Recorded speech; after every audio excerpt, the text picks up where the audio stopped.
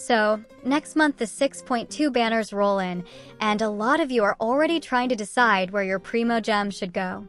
That is fair, because the pieces on the board look big enough to change how many teams feel on day one.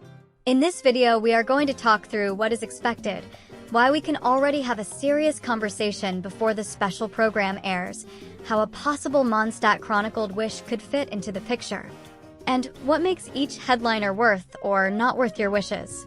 By the end, you should have a calm plan that fits your account, not just the timeline. The reason we can speak about 6.2 before the stream is simple.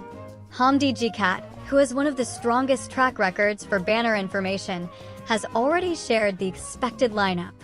Leaks are not the same as official confirmation, and we always wait for the special program to lock things in. But when a source with a history of accurate calls says the same thing across days, it is reasonable to prepare. Treat this as planning, not a promise. According to those leaks, 6.2 features the debut of Duran, plus reruns for Varesa, Xilanen, and Venti. On the 4-star side, the names floating around are Gaming and Chevreuse. The exact order is not finalized by any official source, so be careful about anyone who claims they know the exact halves. Still, there are patterns that help. New 5 stars almost always headline the first half, so it is very reasonable to expect Duran in Phase 1. From there, the puzzle gets interesting. Venti has fresh attention because of the Hexenzirkel adjustments that touch older Mondstadt characters, so I could see Hoyoverse giving him his own stage in the second half to let those changes breathe. Another path that also makes sense is pairing the two Natmon characters together. That would place Varesa and Xilanen in the same half, while Venti slides into the opposite side. If a Mondstadt Chronicled wish shows up, it would almost certainly sit next to Venti because region-themed wishes tend to run beside their Archon, as we already saw with Raiden and Nahida. That would make a Venti plus Chronicled combo a very clean marketing play. As a small synergy note, it also would not surprise me if Gaming shows up in the same window as Varesa, because they both lean into plunge-heavy sequences, and that is an easy story to tell on a banner card. About that possible Mondstadt Chronicled wish, this is a theory, not a HomDGCat post. The logic is simple. We are seeing new attention on the Hexenzirkel side of the story, and small kit adjustments for classic Mondstadt bases. A Chronicled rerun focused on that region would line up with the narrative and give returning players a chance to finish long-running collections. The caveat is important.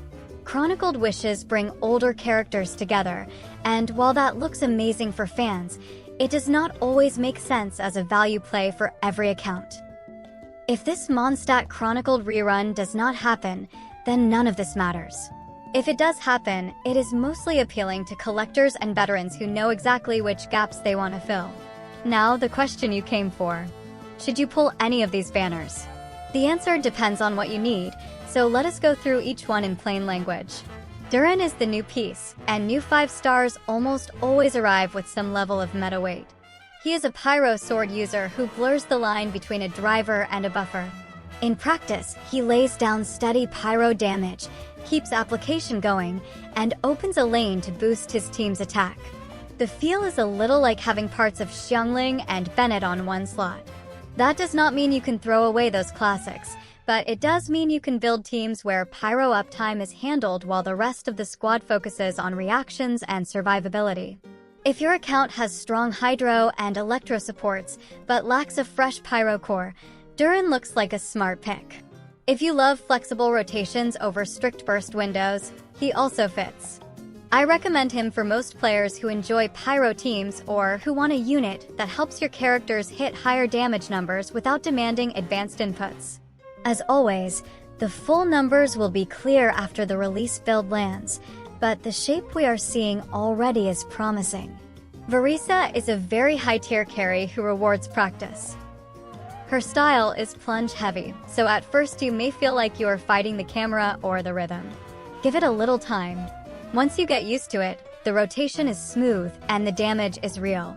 On raw output, she can compete well with the best present-day carries, and this is her first rerun, so she is not behind the curve yet. Over the long arc of the game, any carry will get edged out by future releases, but that is normal and not a reason to avoid a character you like now. If her look and her movement are your thing, she will pay you back across a lot of content. If you do not enjoy plunge loops, she is not the one who will change your mind about that style, so be honest with yourself before you spend. Xilanin is one of the easiest strong pulls to recommend. She is a universal support who gives your team very real value for very little effort.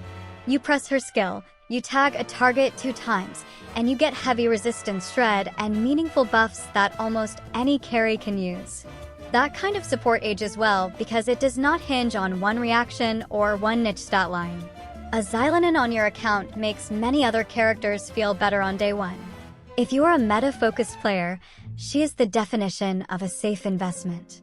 If you are a casual player who likes simple buttons that make numbers go up, she is a comfort pick that does not ask you to learn a new language. In my opinion, she is a must-have if you value reliable support tools. Vendi sits in a different place.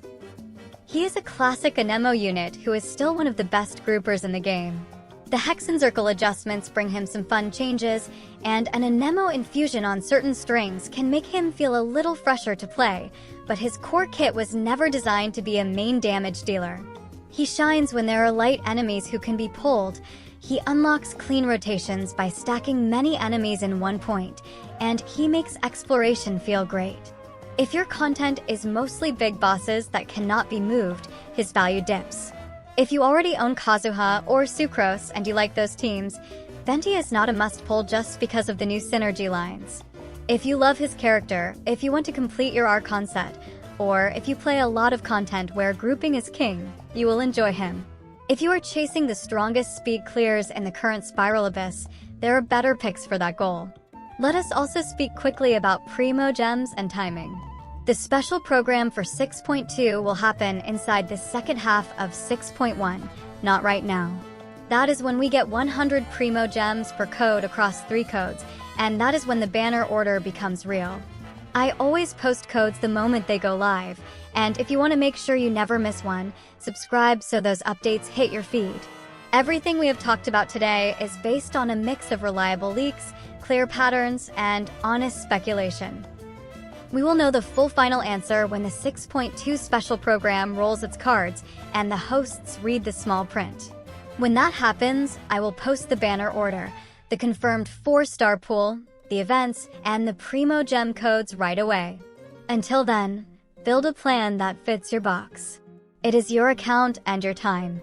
If this helped you sort your thoughts, drop a comment and tell me who you are leaning toward and why. If you want the codes, the roadmap updates, and the full confirmations the second they land, subscribe and join the push toward the next milestone. Good luck on your wishes, spend smart, and I will see you in the next one.